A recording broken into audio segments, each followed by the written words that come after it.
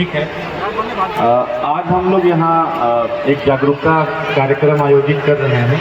तो इस कार्यक्रम में हमारे साथ यहाँ पे उपस्थित है बहुत सारे वरीय पुलिस पदाधिकारी भी हैं।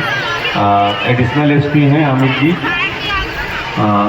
श्रुति मैडम हैं जो प्रोफेशनल IPS हैं, साथ में आपके DSP साहब हैं अजीत आइए, और आप लोग पहचान भी लीजिएगा, है ना, सभी ऑफिसर्स को, अच्छा रहेगा। साथ में पवन है जो DSP साहब हैं बड़का गांव के, मनोज जी हैं हजारीबाग में CCR DSP हैं, यहाँ विष्णुगढ़ DSP भी साहब भी हैं, वैद्यनाथ जी CO साहब भी हैं, BDO साहब भी हैं, अभी तो SDO साहब भी आए हैं कि हाँ है, SDO साहब भी हैं, और जो थाना प्रभारी है जो यहाँ आए हैं, एक बार मंच पे आ जाइए। विनोद आप भी आ जाइए मंच पे। चंद्रशेखर है जो सर्कल इंस्पेक्टर हैं,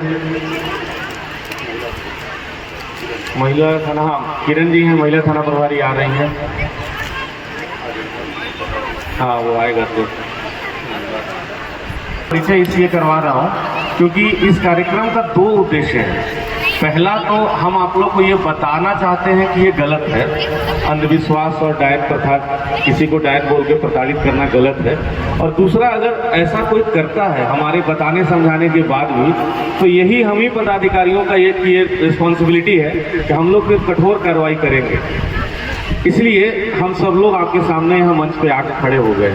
आप लोगों को हम सबके प्रति विश्वास रखना है, और कोई भी ऐसी बात पता चले तो ज़रूर बताना है। सबसे किनारे में खड़े हैं, अभी देखिए जो आ रहे हैं, एक एक करके खड़ा हो जाइए तो मैं लाइन से बता पाऊँ। तो चौपारण थाना प्रभारी हैं, आप लोग अगर नहीं किसी को पहचानते हैं तो अभी देख के पहचान लीजिए।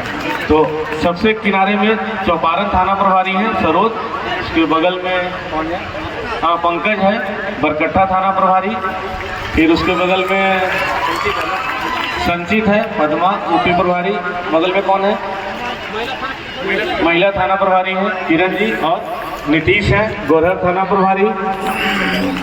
फिर आपको एक और सर्कल इंस्पेक्टर साहब हैं शाहिद,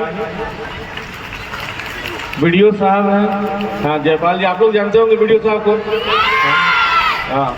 तो इसी तरह से जैसे BDO साहब को पहचानते हो ना, सबको पहचानना।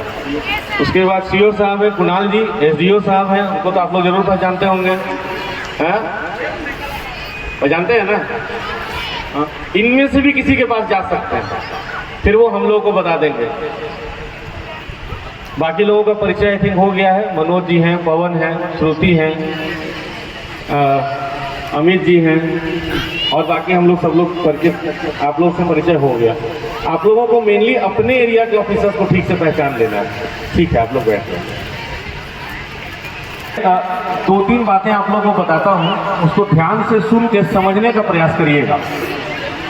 एक तो ये कि जो डायन प्रथा है ना, ये अपराध तो है, आप लोग जानते हैं, ये गलत है, ये अपराध है। इसमें किसी को प्रताड़ित करना इस नाते ये सही नहीं है। लेकिन आप लोग इसमें गौर से सोचिए कि इसके पीछे एक बहुत बड़ी समस्या है। जब हम लोग अंधविश्वास को मानने लगते हैं तो हम लोग रीजनिंग से, तर्क से बहुत दूर चले जाते हैं। और जब कोई, आप जो बच्चियां हैं, बच्चे हैं, जब अपने आसपास में, अपने गांव में या अपने मोहल्ले में, अपने घर के आसपास में ये सब देखेंगे तो उसका असर बहुत पड़ता है बच्चों को। ये सब बातें हम लोग को बहुत बाद में समझ में आता है। धीरे धीरे हम लोग अंधविश्वास को मानने लगते हैं और फिर उसके चपेट में आ जाते हैं।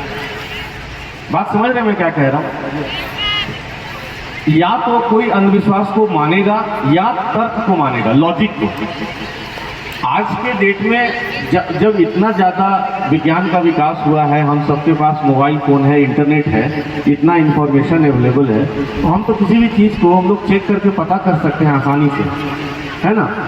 ऐसे में जब हम लोगों को लॉजिक, रीज़न को समझना और उसको स्थान देना चाहिए, अगर ऐसे समय में हम लोग किसी अंधविश्वास को मानेंगे तो इससे हमारा मानसिक विकास नहीं होता है और हम गलत दिशा में आगे बढ़ते हैं जीवन में।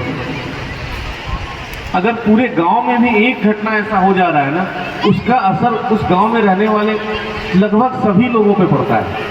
कुछ लोग उसको सही मानते हैं और फिर वो किसी और अंधविश्वास को भी सही मानेंगे। और धीरे धीरे फिर आप लॉजिक से दूर हो जाइएगा। समझ रहे हैं मेरी बात को बच्चों?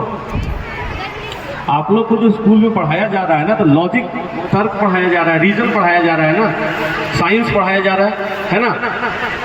लेकिन अगर आप सुपरस्टिशन को मानने लगोगे तो क्या होगा कि आपको पता नहीं चलेगा, लेकिन आप लोगों के दिमाग से वो लॉजिक का जो सेंस है वो धीरे धीरे हटने लगेगा।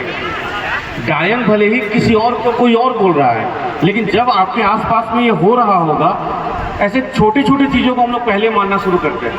देखिए होता क्या है, पहले हम लोगों को कोई बताता है कि बिल्ली के रास्ता काटने से कुछ अशुभ हो जाता है, ऐसा पहले कोई बताता है, तो पहले आप ये सब जानते हैं, सुनते हैं, फिर जानते हैं। फिर जब बार बार आपके आसपास में ऐसी चीज़ें लोग बात करते हैं तो आप उसको मानने लगते हैं, और जब आप उसको मानने लगते हैं तो फिर आप अपने बारे में, अपने परिवार के बारे में, अपने भविष्य के बारे में लॉजिकली सोचने से दूर हो जाते हैं।